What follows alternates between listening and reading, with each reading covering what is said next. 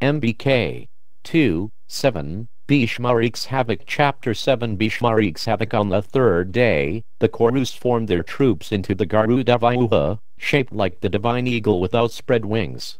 On the neck of the eagle stood Bhishma, and its two eyes were Drona and Kritavarma.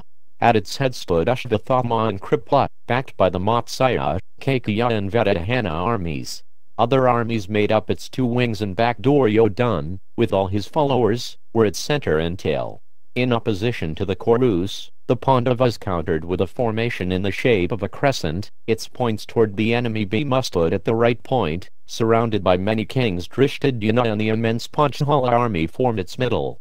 Behind was Yudhishthira, protected by Satyaki and numerous other chariot fighters. Arjuna stood at the left point with Ghatotkacha and his awful Rakshasa troops. Once again the two armies closed to the sound of countless drums and conchals. They resembled two clouds merging in the heavens.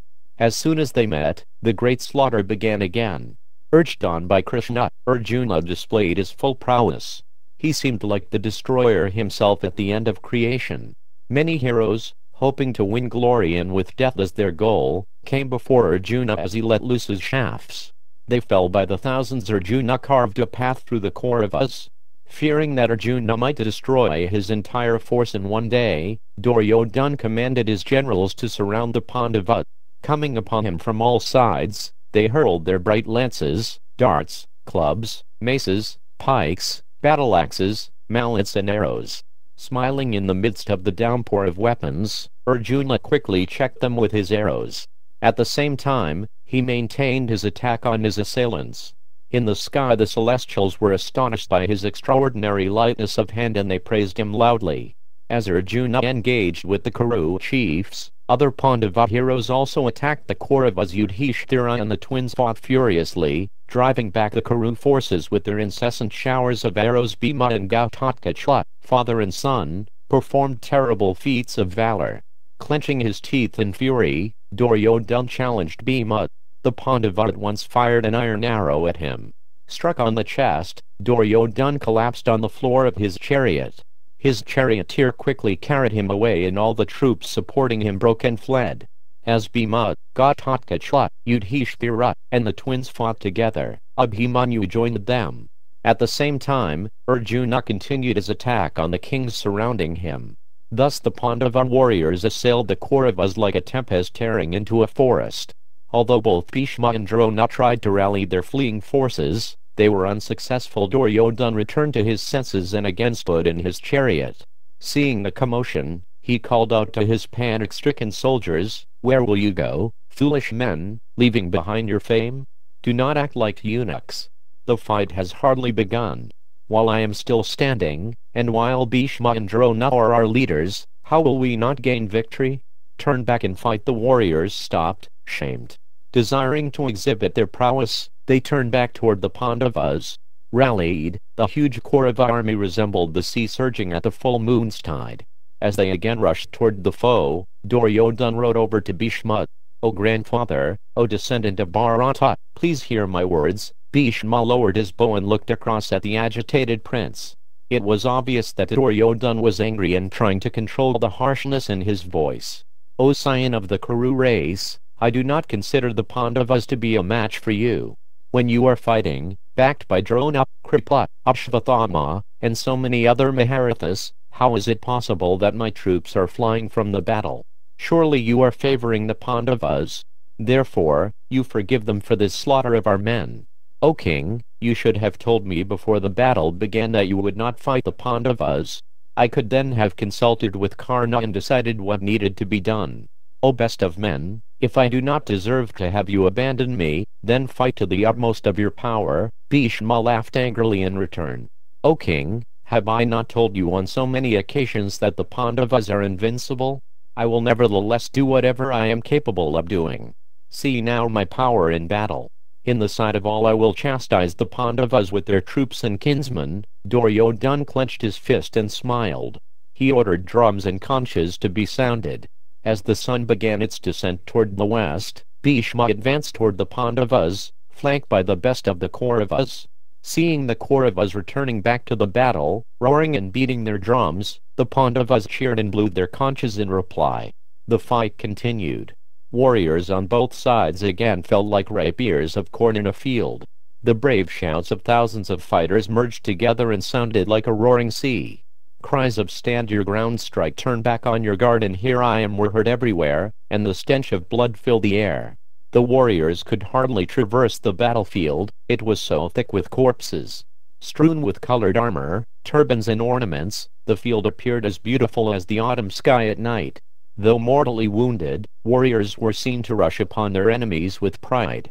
Others who lay dying called out to their loved ones, "O father, O brother, O uncle, do not abandon me." In some places, headless trunks ran about wildly, blood spurting from their severed necks. In accord with his promise to Duryodhan, Bhishma wrought a terrible havoc on the battlefield. His bow was constantly drawn to a circle. Virulent arrows sped in all directions and cut down warriors by the thousands. The blazing shafts never missed their aim. The old Kuru chief trained his weapons on all the principal Pandava heroes, calling them by name as he fired. His chariot made wondrous motions as it careened about. It seemed as if he was everywhere at once, and he left a trail of destruction in his wake. Everyone who saw him considered that he had somehow multiplied himself 1,000-fold by the power of illusion. None could look at him. All that they could see was an endless stream of arrows leaving his bow. The Pandavas and their allies gave way to lamentation. Any Kshatriya brave enough to encounter Bhishma was immediately dispatched to death's abode. Whoever came near him was seen at that moment to fall to the ground. With a single long arrow he pierced 3 or 4 men seated on the back of an elephant. With another shaft he slew the elephant itself. Horsemen and infantry were swept away like leaves blown by a gale. The Pandava army trembled and gave way, fleeing in all directions. They were so completely routed that no 2 persons were seen together. With cries of "Oh Analysis," they scattered in fear. Many men with disheveled hair and clothes were seen running away in terror, throwing aside their weapons and armor. Even the Pandava chiefs were confounded by Bhishma's prowess. Seeing their confusion, Krishna halted Arjuna's chariot and said, "O foremost of men, strike Bhishma alone. He alone is dispersing your army.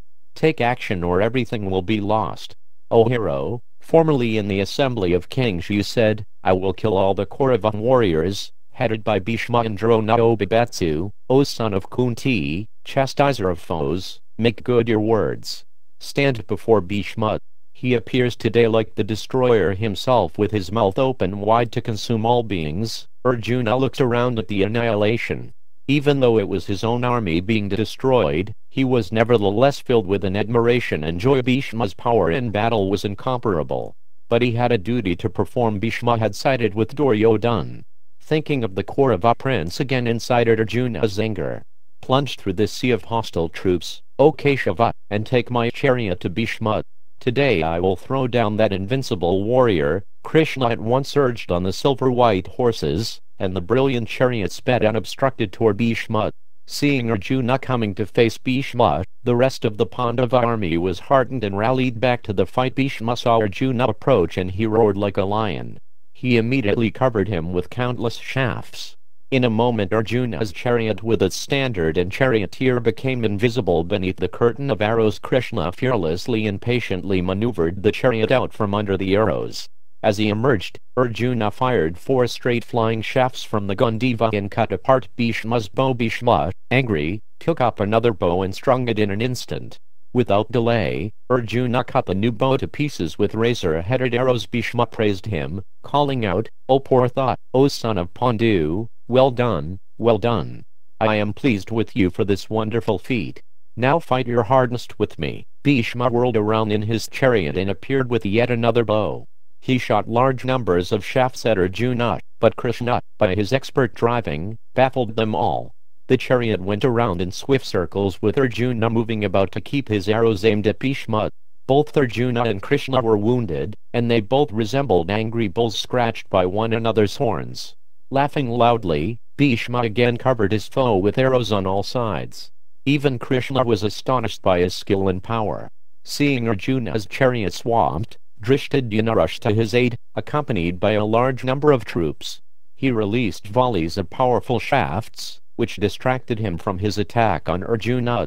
At the same time, the twins hurled their weapons at him. Arjuna, freed from Bhishma's assault, sent countless arrows back at him and at the kings supporting him. Other Kuru fighters rode up to assist Bhishma, and gradually the fight between all the warriors became a general conflagration. As the two armies clashed, the sun pursued its course to the western hills. Once again the conches blew and the soldiers lowered their weapons. Slowly they withdrew from the field. Both sides had suffered heavy losses, but the Pandavas had been particularly afflicted by Bhishma's prowess. As Rakshasas and carnivorous beasts and birds descended on the battlefield, the troops rested for the third night, exhausted from the day's fighting. Dhritarashtra was cheered by the report of the third day of battle.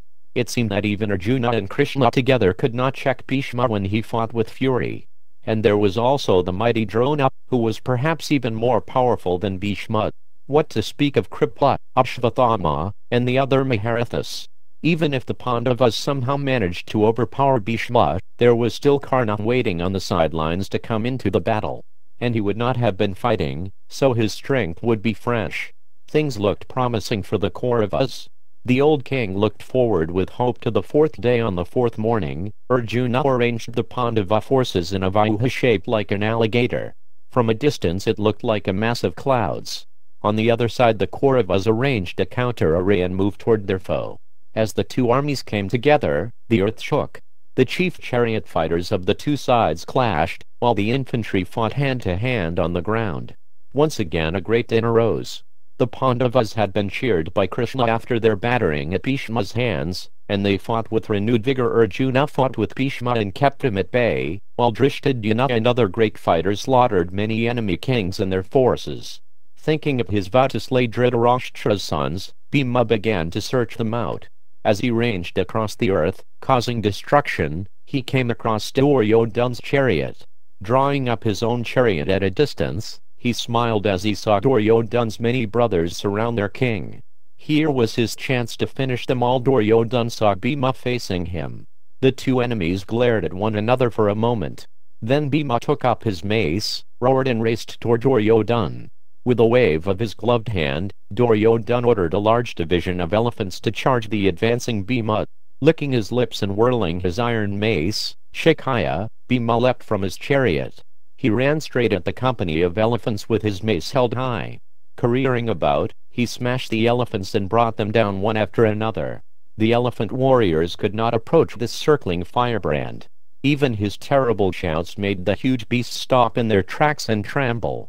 Behind Bhima came Abhimanyu and Draupadi's sons, as well as Drishtadyumna and the twins. They all fired razor-headed arrows, which beheaded the fighters on the elephants. The riders appeared like trees on a mountain with their tops cut off. The leader of the elephant division, Magadaraja, goaded his mount toward Abhimanyu. The immense beast resembled Airavata, Indra's elephant carrier. Unperturbed, Abhimanyu shot a long iron arrow which hit the elephant between the eyes, penetrating up to its feathers. As the beast fell like a mountain toppling, Abhimanyu fired another arrow which took off the head of its royal rider. Bhima continued annihilating the elephants with mace blows. He felled them with a single stroke and they dropped down with their heads broken open. Others had their tusks, backs and legs broken. They fell vomiting blood and screaming. Bhima moved among them like Shiva wielding his Pinaka weapon. The Pandava looked exactly like that mighty god dancing his wild dance of destruction at the end of the cosmic age. His mace, stained with blood and fat, whizzed through the air with a roar like the ocean. Like clouds driven in a tempest, the elephant forces broke and fled.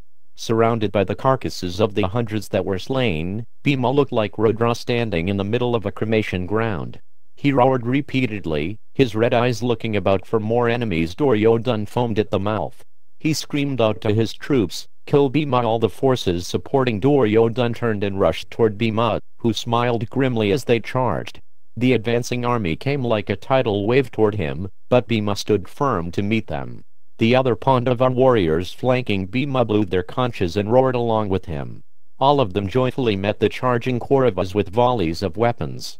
They were like the seashore resisting the surging sea. Bhima alone checked the leading Kauravas by ranging about with his mace. He again created confusion among his foes. They looked on him as if he were the immovable Mount Meru. None of their weapons affected him at all. Most were knocked to the ground by his mace. Those that struck him he shrugged off. Headed by Bhima, the Pandava forces crushed the Kaurava army like an elephant crushing a cluster of reeds. With one blow from his mace, Bhima would destroy a chariot along with its charioteer and the warrior fighting on its terrace. As he roved about like a tornado, the Kaurava soldiers turned their eyes away from him in utter horror. Surrounded by many of his brothers, Duryodhana roared out a challenge. With a grim smile, the Pandava glared at him. Seeing the prince and his brothers mounted on chariots, Bhima quickly signaled to his charioteer to bring over his own chariot. Jumping aboard, he rushed at his foes. As Bhima approached them, Duryodhana and his brother Nandika fired arrows at him, wounding both Bhima and Vishoka, his charioteer. They cut Bhima's bow apart and it fell in pieces to the floor of his chariot. Unable to tolerate their attack, Bhima took up another bow, as tall as a man. Releasing an arrow fitted with a horseshoe head, he cut apart Duryodhana's buffalo horn bow. Excited to the highest pitch of his anger, Duryodhana took hold of another bow from the many lying in his chariot. He instantly fired at Bhima a long hammer-headed arrow that resembled a bludgeon. It blazed through the air and struck Bhima full on the chest. Rendered senseless by the blow, Bhima fell to his knees for some moments. The Pandava forces supporting Bhima poured upon Duryodhana a relentless shower of arrows. As the Kaurava warded off the attack, Bhima regained his senses and sent up a shout. He quickly pierced Duryodhana with 8 swift shafts. As Duryodhana's brothers converged on him, he licked the corners of his mouth like a hungry wolf. 14 of Dhritarashtra's sons surrounded him at once and hurled countless arrows and other weapons at his chariot. Laughing amid their furious assault, Bhima swiftly fixed razor-headed shafts onto his bow. Sending the arrows to all sides with deadly accuracy, he cut off his opponents' heads one after another. Duryodhana looked on helplessly as his brothers were slain like a herd of deer killed by a lion. Their beautiful helmeted heads, adorned with golden earrings, rolled in the mud. In a short time, all 14 were killed and the rest of the brothers had turned and fled. Bhishma came up to Duryodhana to support him and he shouted commands to the army. Bhima is wantonly slaying the king's sons, although they are accomplished in arms and courageous. Quickly fight with the son of Pandu before he annihilates all our princes. The battle soon became general as the warriors of both sides came together, matching their prowess and their weapons. As evening approached, another great carnage was wrought among the Kauravas by Ghatotkacha and his Rakshasa followers, whose strength increased with the onset of night. Seeing his troops receiving the worst of the fight, Bhishma blew his conch and ordered the army to withdraw. As the afflicted Kaurava forces left the battlefield, the victorious Pandavas cheered. Ashamed and dispirited, the Kauravas went back to their encampment. On their side, the Pandavas, cheerful despite their wounds, returned to their camp with Bhima and Ghatotkacha at their head. They praised and worshipped their 2 heroes, who had caused such destruction among the Kauravas.